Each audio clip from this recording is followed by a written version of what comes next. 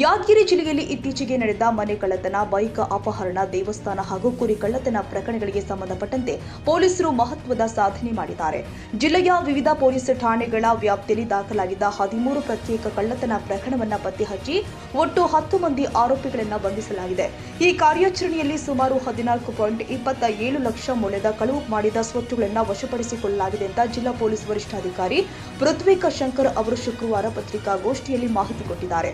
ಬಂಧಿತ ಆರೋಪಿಗಳು ಕನಕನಗರದ ಭಾಗ್ಯವಂತಿ ದೇವಸ್ಥಾನ ಹಾಗೂ ವಡಗೇರ ತಾಲೂಕಿನ ತಡಿಬಿಡಿ ಗ್ರಾಮದ ದ್ಯಾವಮ್ಮ ದೇವಿ ದೇವಸ್ಥಾನದಲ್ಲಿ ನಡೆದ ಕಳ್ಳತನ ಪ್ರಕರಣಗಳಲ್ಲಿಯೂ ಭಾಗಿಯಾಗಿದ್ದು, ದೇವಿಯ ತಾಳಿಗಳು ಸೇರಿ ಅಮೂಲ್ಯ ಚಿನ್ನಾಭರಣವನ್ನ ಕದ್ದೊಯ್ದಿದ್ದನ್ನ ತನಿಖೆಯಿಂದ ಪತ್ತೆ ಹಚ್ಚಲಾಗಿದೆ.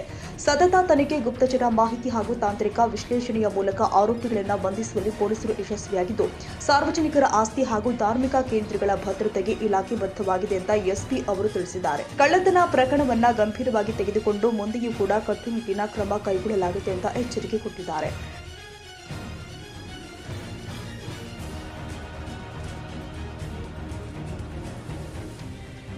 ಈ ವಿಡಿಯೋ ನಿಮಗೆ ಇಷ್ಟವಾದರೆ ಲೈಕ್ ಮಾಡಿ.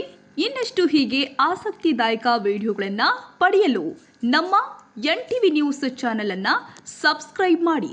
ಪಕ್ಕದಲ್ಲಿ ಇರುವ ಬೆಲ್ ಐಕಾನ್ ಅನ್ನು ಒತ್ತಿ. ನಿಮ್ಮ ಬೆಂಬಲವೇ ನಮಗೆ ಸ್ಫೂರ್ತಿ.